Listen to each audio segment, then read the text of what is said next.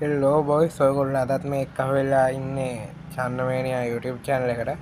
අද වීඩියෝ එක ගැන කිව්වොත් එහෙම ඔයගොල්ලන්ට මතක ඇති Amazon ගඟේ බයෝටොප් එකක් වගේ මම ටැංකියක් හැදුවා. පීකොක් බාස් වල. අද කරන්න යන්නේ ඒක බ්ලැක් කෝට් කරගන්න එක. මේ වීඩියෝ එකෙන් ඔයගොල්ලන්ට බලා ගන්න පුළුවන් කොහොමද හරියටම බ්ලැක් කෝට් හදාගන්නේ සහ ටැංකියට ඇඩ් කරගන්නේ කොහොමද කියලා. බ්ලැක් කෝට් වල වැදගත්කම ගැන කිව්වොත් එහෙම Amazon ගඟේ නේ ඔය මොස්ටර් මාළු ගොඩක් ඉන්නේ.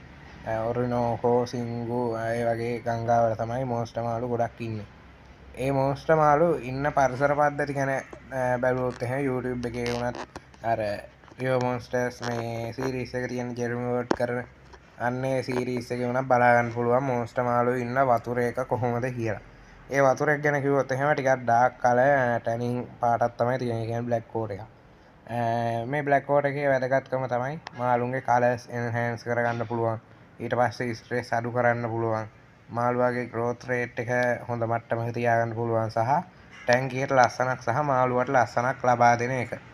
එහෙනම් අපි වැඩි කතා නැතුව යන් වීඩියෝ එකට කොහොමද බ්ලැක් කෝට් හදාගන්නේ කියලා.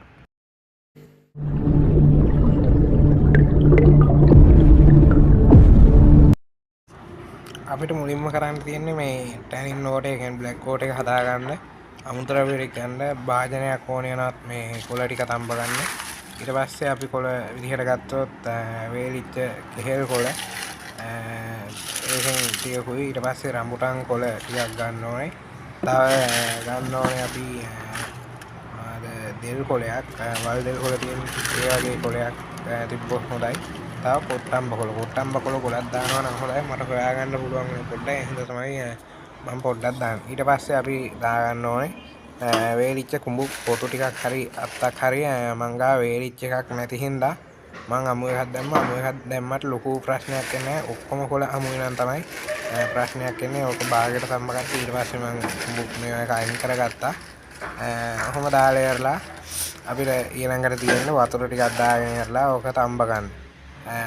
තඹ ගන්නකොට පොඩ්ඩක් ඒ ගැන කිව්වොත් එහෙම විනාඩි 20ක් විතර යනහන් තඹ ගන්න ඕනේ. මේකේ අර කහට ගතිය වතුර එකට එනහන්.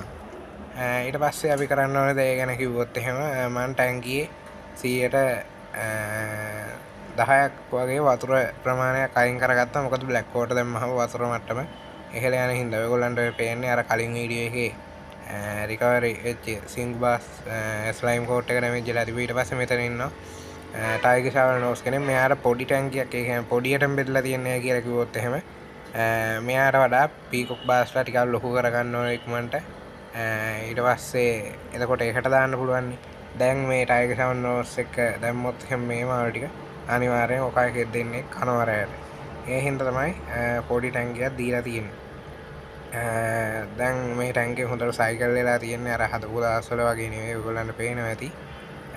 ඊට පස්සේ අපි කරන්න ඕන වැඩේ තමයි වතුර ටික අඩු කරගන්න.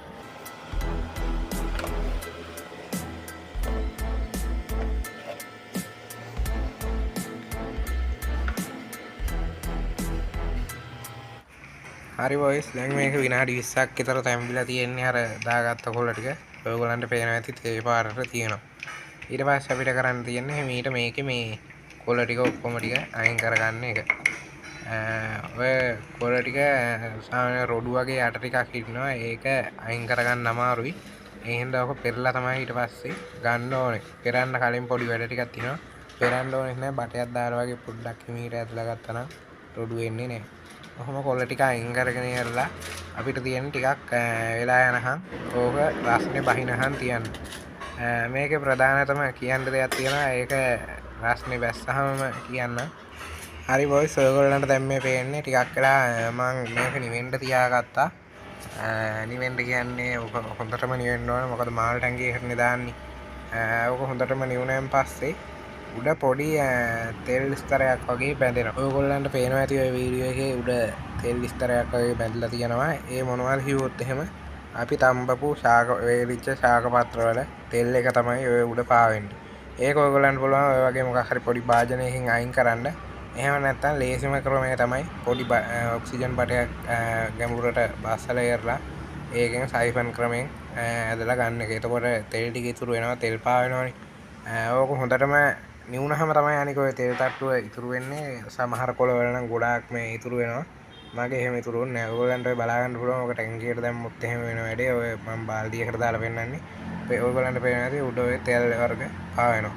ඒවා පොඩ්ඩක් අහිතකර තත්ත්ව ඇති කරන්න පුළුවන් මාළුන්ට. ඒ හින්දා තමයි ඔක පෙරලා ඉහරලා ගන්න ඕනේ. ඔයගොල්ලන්ට පේනවා ඇති උඩ තෙල් තට්ටුවක් පාවෙනවා. ගොඩාක් තෙල් නෙමෙයි ඔක පොඩි තෙල් තට්ටුවක්. ඔයගොල්ලන් දැකලා ඇති ඇලවල් වල එහෙම සමහර තැන්වල වතුර පල් වුණාම ඔය වගේ තෙල් තට්ටු රැඳිලා තියෙනවා. අන්න ඒ වගේ ලොකු තෙල් තට්ටු වෙනවා සමහරලාට සමහර කොළ වලින්. අද නම් එහෙම ආයේ නැහැ. මම ඕක 4-5 සැරයක් බ්ලැක් කෝඩ් හදලා තියෙනවා. එතකොට තමයි මම දන්නේ. ඔන්නම පොඩි බටයකින් පෙරාගෙන යනවා මම බෝතලයකට අරන් තියනවා. ඊට පස්සේ අපිට තියෙන්නේ හිමීට තව පොඩි බටයක් පාවිච්චි කරලා ටැංකියට මේ ටික දාගන්න.